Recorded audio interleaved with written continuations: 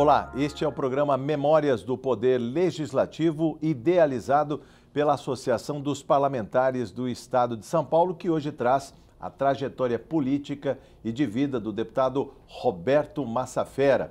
Engenheiro civil, formado pela USP de São Carlos, começou a beber na fonte da política quando começaram as lutas pela redemocratização do país. São muitas histórias para contar, né, deputado? Seja muito bem-vindo mais uma vez ao estúdio da TV Alesp. Muito obrigado. É gostoso a gente falar de história, principalmente do Brasil, né?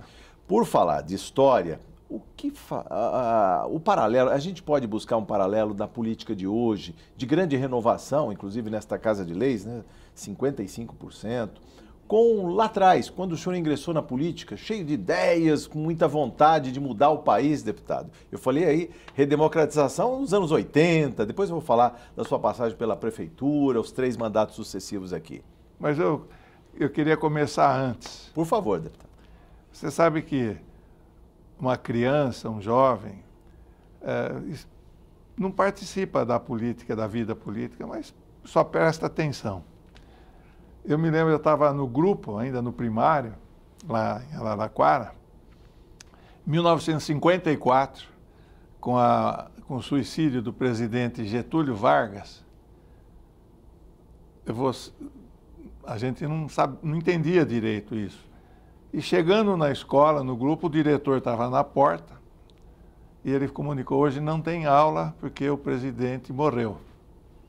E a molecada, naquela época, no grupo, a gente se reunia no galpão e cantava o hino nacional. Não sei por que mudaram essas coisas. Não teve aula. E a molecada, como eu, fomos jogar futebol. Não despertou muita coisa, mas foi, quem sabe algum dia eu vou ser presidente. Aí eu me lembro, outro passo importante, em 1960, Jânio Quadros, candidato a presidente, foi em Araraquara, num grande comício, 10 mil pessoas na praça, empolgando todo mundo, varre, varre, vassourinha. E a gente, escutando ele, vai consertar o Brasil. Um ano depois ele renuncia. Eu era colegial nessa época, entendia um pouco mais da política, e ver como que um homem que se elege presidente do Brasil, na esperança que o Brasil depositou na mão dele, um ano depois ele renuncia. Ele renuncia. Aí, com o tempo, nós ficamos sabendo que ele, confrontando o Congresso Nacional, querendo impor as ideias dele. Plenos poderes. Plenos poderes. No fim, o Jânio Quadros renunciou, achando que ia fechar o Congresso Nacional e dar um golpe. Voltaria nos braços do povo. Então a gente vai ficando marcado com isso. Pessoas tão diletas, tão queridas na política, que se deixaram, né, no caso de Getúlio, em agosto de 1954, e Jânio, em agosto de 61. Isso toca lá no âmago do Roberto Massafera, essas figuras emblemáticas? Você, assim, ainda na ignorância, né, da juventude, você não se prevê e como que você jogou fora a esperança. Né? Esperança são milhões de votos. Né? E hoje, conhecendo história, economia, né, eu diria o seguinte: o Jânio Quadros, eleito na Vassourinha, e ele, ao assumir, ele, no dia 1º de janeiro de 1961, ele baixou a instrução 204 da SUMOC. SUMOC, para quem não sabe, Superintendência da Moeda e Crédito. Superintendência, era o antigo Banco Central. O antigo Banco Central, que já Superintendência não existe mais, da Moeda e Crédito. E a SUMOC, o Banco Central da época, desvalorizou o dólar de 1 cruzeiro para 2. E o Brasil importava trigo dos Estados Unidos. Pagava esse trigo $200 a tonelada e vendia no mercado interno a $100. Então, foi a primeira instrução dele. Aí, estudando o assunto, você veja bem o seguinte: se eu fosse amigo dele, ele me informaria que o dólar ia de 1 para 2, eu iria comprar muitos milhões de dólares a 1 e venderia a 2 uma semana depois. E se eu fosse dono de uma padaria, também podia eu ter importaria bastante estoque. Trigo a $100 e guardaria para vender depois a 200, quando ia perder o subsídio. Então, você vê que essas coisas... Essas decisões políticas. Essas decisões deixam mágoa, né? Que afetam a vida de muitas pessoas. E depois nós tivemos o Goulart, que já em 62, implantação, para ele assumir, teve que aceitar o parlamentarismo. Sim. Depois ele fez uma reviravolta dentro do Exército, sargento mandando em capitão, capitão mandando em general. E o Brasil estava um caos nessa época. Em 64, o Brasil estava um caos e a gente não sabe direito mais a história, mas é que o Goulart estava preparando para dar um golpe e a sociedade reagiu muito a ele naquele movimentação que ele fez, eu diria até uma movimentação de mudança de regime, um regime de esquerda. Vivíamos a Guerra Fria, deputado, aquela época, e aí os países faziam escolhas, se alinhavam às potências internacionais. Aí nós tivemos o que chamaram de revolução e outros dizem que foi um golpe. E eu diria o seguinte, eu era estudante, estava em São Carlos, já fazendo engenharia, em 64, e em 31 de março as coisas se movimentavam. Mas o golpe, ou a revolução, foi no dia 1º de abril. 1º de abril, dia da mentira? Exatamente. E eles saíram com esse golpe, destituíram o Goulart, ele foi embora e tal, mas por uma questão como de filigrana, eu diria, por uma questão de brasileiro, detalhe de brasileiro, tiraram o 1º de abril e anteciparam para 31 de março. Então, o golpe ou a revolução, o nome correto seria um golpe de Estado mesmo, porque não foi uma revolução armada, não houve morte, não houve nada. Então, e aí a gente vai, no tempo de estudante, ficou proibida a reunião de estudantes. Você não podia fazer grandes aglomerados. Então, aí, os estudantes, na época, queriam mudar o Brasil para melhor. Queriam discutir currículo de engenharia. Alguns foram para o enfrentamento, inclusive. Alguns a militância armada e que suscitou desterros, alguns foram desaparecidos, vamos dizer, até hoje não se tem notícia, mas, veja, mortos. O início, 64, 65, foi de uma maneira. Sim. Isso já em 1970, 71, que nós já tivemos a fase de terrorismo, essas coisas muito piores. Então, a gente cresce nisso e depois que você se forma, vai trabalhar, as coisas foram... Né? Mas olha só que detalhe. Em 1965, o Brasil exportava $5 bilhões de café só. Não exportava mais nada. Com o golpe, a política militar, que foi sério, Castelo Branco, Bulhões, Roberto Campos, deram uma estrutura moderna ao Brasil. Nós tínhamos 3 institutos de aposentadoria, IAPC, IAPI e IAPTEC. Eles unificaram, criaram o INSS. INSS, exatamente. INPS, depois que virou INSS. Eles criaram o Fundo de Garantia, direitos trabalhistas garantidos. Bom, enfim, 20 anos, quando saiu o governo militar, 20 anos depois, mais ou menos, o Brasil exportava $50 bilhões de produto manufaturado. Aviões, inclusive?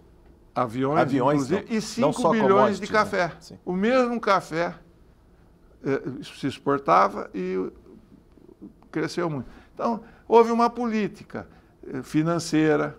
Na época, o dólar vinha para grandes investimentos no Brasil. Sim. Nós tivemos crise a partir de 72, quando o petróleo foi de $2 para 10. Então, aí, aqueles petrodólares que sobravam, que vinham, a balança nossa estourou. Então, passamos a ter problemas difíceis e que manifestaram em todo. Agora, para mim, não houve muita preocupação. A eleição do Tancredo Neves foi um passo, nós lutamos pela democratização, pela liberdade, eu também participei muito. E a morte dele foi uma tragédia. Aí o presidente Sarney assumiu ilegalmente, porque o correto teria sido convocar novas eleições, sim. Porque foi... E eu perguntei ao doutor Ulisses Guimarães numa ocasião, doutor Ulisses, por que vocês deram posse para o Tancredo e por que não convocou-se uma eleição? Foi uma safera. Naquela época... A posse para o Sarney. A posse para o Sarney. Por que não deu a posse? Por que não deu... não, por que deu a posse para o Sarney e por que não convocou uma eleição? Com a morte do Tancredo. Sim. Havia uma instabilidade, uma insegurança política, até com o próprio regime que estava saindo, e nós achamos mais prudente dar posse ao Sarney do que fazer novas eleições. Construir ali uma transição com uma figura que também estava muito próxima dos militares, né, do governo anterior, inclusive. Ele foi um grande... Eu acompanhando, diria o seguinte, o Sarney foi uma tragédia para o país. E gerou inflação, tudo isso. E o país depositou, em 1990, a esperança no Collor. 89, para ser preciso, a eleição, em 90, a posse do Collor. Em 89. Num dia 15 de março, dia 16, a poupança sendo confiscada de todos nós brasileiros. Deputado, o senhor tem muita história para contar mesmo, o senhor viu para e passa. Então você veja bem o seguinte, o sofrimento do povo, né, com o dinheiro bloqueado, você não podia pagar a folha, tem que pagar a folha, não pode, não tem dinheiro, está bloqueado. Então foi uma tragédia, mal preparado, despreparado, uma equipe econômica sem qualidade e fizeram o que fizeram, que deu uma hiperinflação. Com o Fernando Henrique, já 90 eleito presidente, quem começou a consertar o Brasil no plano real, isso não se fala, eu repito, foi Itamar Franco. Itamar Franco, sim. Ele cumpriu até a eleição do Fernando Henrique, ele começou o plano real, tudo direitinho. E o Fernando Henrique, quando assumiu, já estava o plano real implantado, começando, e foi embora. Durante 8 anos, o Fernando Henrique saneou a nossa economia, trouxe a credibilidade. Debelou a inflação, que era um mal difuso, que era um mal e que prejudica, a inflação prejudica o mais pobre. Sim. Né? Muito bom. Só que no Fernando Henrique, nós não tivemos crescimento econômico, nós não tivemos aumento de renda. Né? A população crescia 2% ao ano e a renda do país 2% ao ano. Quer dizer, tivemos um período de 8 anos residual, de estabilidade política, de estabilidade econômica, tudo, e sem crescimento. Então, a geração nova, atrás de emprego, de crescimento, estava ansiosa. Daí, eu acredito, que foi a vitória do Lula, trabalhador...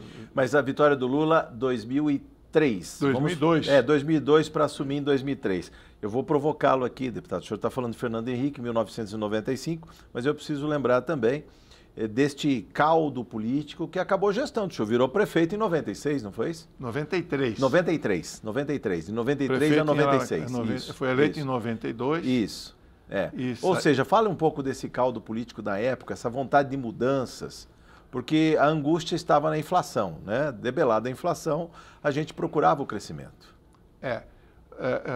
Esse período, eu fui prefeito no início do plano real, que foi um pouco difícil, porque houve um congelamento do dólar, né, a R$1, então a nossa economia, com o dólar barato, importou muito. Naquele período, então, as empresas, em vez de produzir, importavam. Sim. De tal maneira que sufocou muito a economia. E taxa de juros muito alta, 18% as taxas Selic, insuportável às empresas. Quando se fala hoje em 6,5% ao ano, perto do que já era. Já era 14 para né? 12, 13. E nós chegamos num volume insuportável. Tá. Então, Fernando Henrique, com essa política errada, prejudicou muito a empresa nacional, porque o pessoal importava. E a balança de pagamentos, inclusive. A balança também, né? Bom, enfim. E aí houve, eu como prefeito na época, nós estávamos começando a nova Constituição, 88, começou a vigorar em 89, então ainda estava aprimorando o uso do instrumento. Você faz uma Constituição e ela, para vigorar, ela vai se aprimorando. Né? Então, eu dou um exemplo. Aquela Constituição abriu a possibilidade de nós termos hoje 32 partidos políticos organizados e 28 em formação. Lá em Araraquara, hoje, nós temos 21 partidos estruturados. Em São Paulo, aqui na Assembleia, nós temos 23 partidos com representantes. Tem muitos partidos com um. Né? Bom, essa foi uma grande falha. Essa Constituição é uma Constituição parlamentarista.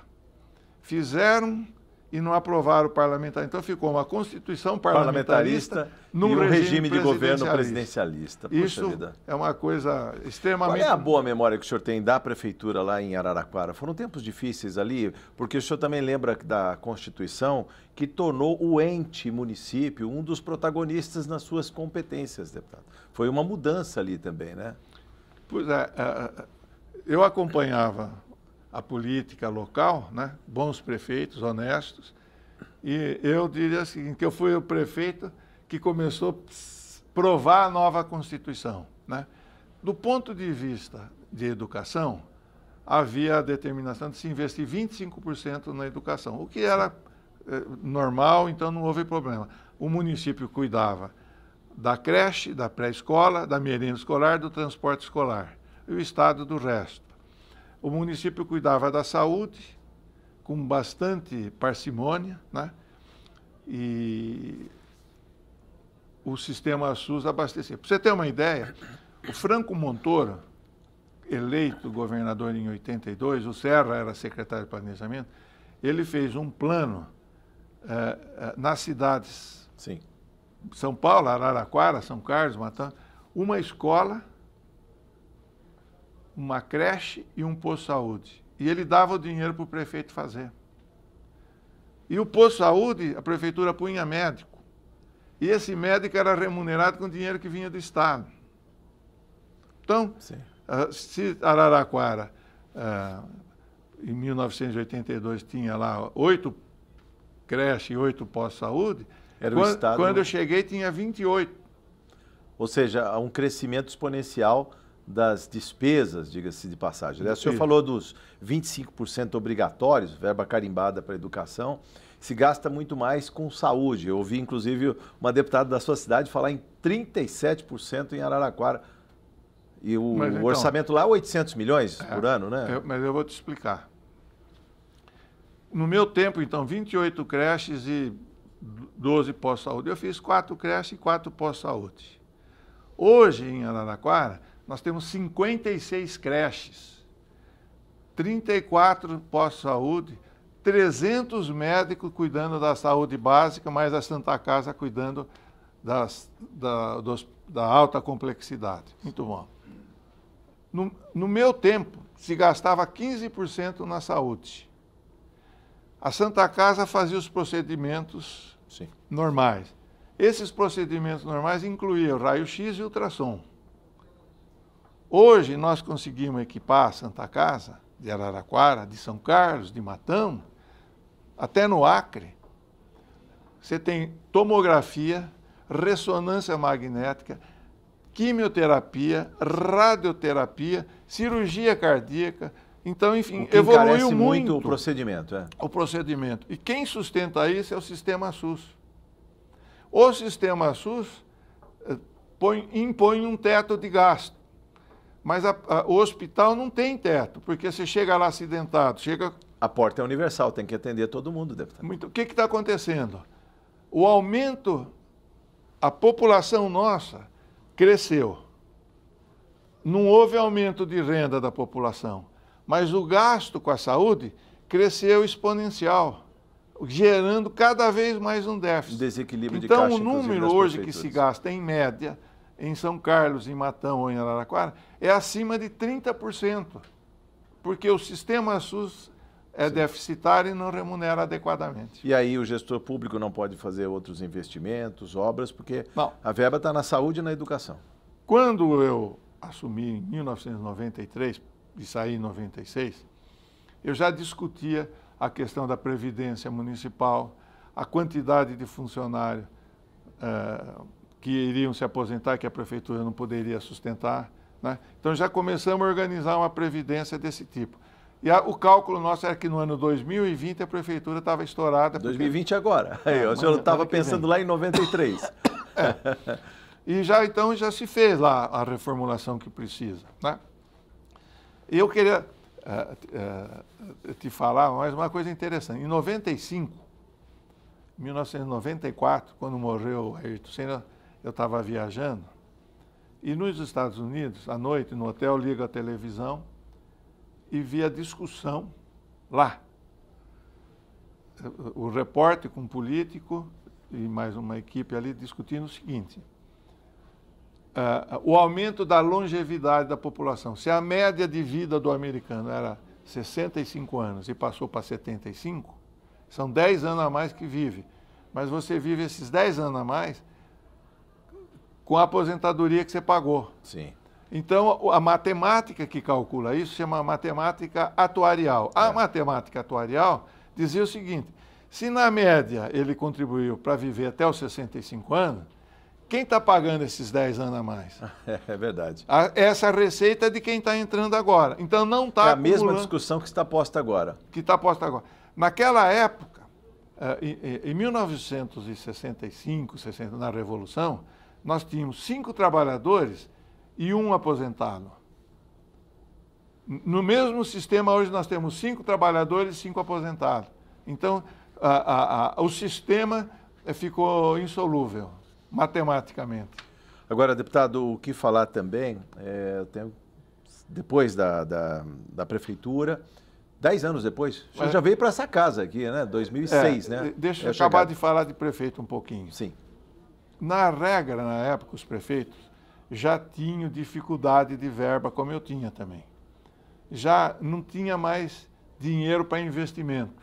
Sim. Qualquer tipo de investimento que você quisesse fazer ia depender do Estado ou da União. Sim. Então, um deputado federal que nós tínhamos ajudava, um deputado estadual, que era o Dimas Ramalho, federal. Temos foto Barbieri. Deles aqui, eu vou mostrar até umas fotos do senhor aqui. Então, isso ajudava muito, porque o município não tinha mais capacidade de investimento. Aqui é a foto do deputado Alberto Massafera, mas temos uma foto aqui, inclusive, com o ex-deputado federal, Dimas Ramalho, lá da sua Araraquara, hoje conselheiro do Tribunal de Contas do Estado de São Paulo. Está aí o deputado aqui na casa, trabalhando aqui na Assembleia Legislativa. A foto com o Dimas Ramalho, esta foto aqui com o Dimas Ramalho. Mas a foto recente. Tribunal de Contas do Estado. Eu usando óculos, agora já operei a catarata, já não preciso de óculos. Aí, deputado. Interessante na vida. Pois mas o senhor na época e até hoje critica essa partição dos recursos financeiros, essa alta concentração em Brasília, um pouco que vem para os estados e muito menos para os municípios. É mais ou menos 60%, 20%, 65%, 20%, 15%. Eu vou te dar um exemplo. Tudo que você paga é tributo. O tributo que você paga está dividido em 2 fatias. Uma parte é imposto, que vem da tradição. IPI, ICM, isso, aquele outro. E a outra parte é a contribuição social. Sim. Não é? Muito bom. Em 1994, quando o Fernando Henrique assumiu, nós tínhamos um número básico, tipo 100 bilhões de impostos e 100 bilhões de contribuição social. Aí o Fernando Henrique ainda inventou o tal de CPMF. A CPMF, que era a contribuição provisória. Quando havia o interesse de se criar um imposto único, mas seria difícil. É porque o imposto tem que ser repartido e a contribuição, a repartição é diferente. Então, o imposto, por exemplo, o imposto de renda é federal, mas uma parte vem para Estado e município, vai para o fundo de participação. Sim. O ICM é do Estado, mas uma parte vai para os municípios. E o IPTU, IPVA é do município. Esse é municipal mesmo. Isso só importa. E a contribuição social, você tem o PIS, o COFINS, etc. Naquela época, era 100 e 100. Com o Fernando Henrique, a contribuição social foi para 200 e o imposto 100. Continuou 100. E com o Lula, a contribuição social foi para 400 e o imposto 100. Então, nós tivemos um grande crescimento na contribuição social. A contribuição social não é repartida entre os agentes políticos, que é o Estado e o município. Aumenta a concentração em Aumenta a concentração. E o governo, com essa concentração, aumenta a distribuição, as benesses, as emendas. E o que mais entristece é que desses recursos, que em muitos lugares que você recebe, às vezes dá o dinheiro para fazer uma estrada lá na Roraima. O Estado ou o município recebe e não faz. Para fazer uma escola na Amazônia, não faz. Então, não chega ao seu destino. Não chega ao seu destino. Esse é o problema, é distribuir melhor dentro da federação. Deputado, só tem um minuto para encerrar a nossa conversa, pelo menos essa primeira parte. Eu queria que o senhor falasse um pouco do que faltou dizer, né? A gente vai só introduzir aqui, são 3 mandatos como deputado, mas desse aprendizado também como prefeito e a expertise que o senhor trouxe para essa casa. Para terminar, quando eu era moleque, eu fui filho do próprio Getúlio, eu falei, quem sabe algum dia eu vou ser presidente? Então você cresce com uma ambição dentro do seu coração. Um dia, eu trabalhando bastante e tal, não tinha condição de ser candidato. Uma hora eu fui candidato, me elegi prefeito.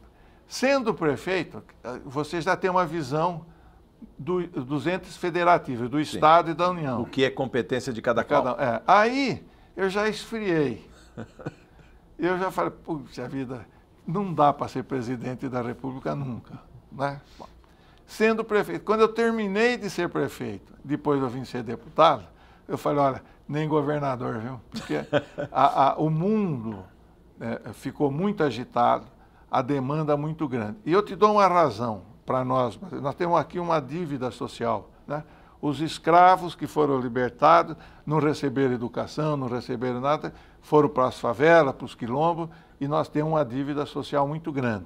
Ao mesmo tempo, em 1964, 50% da população trabalhava no campo. 50%.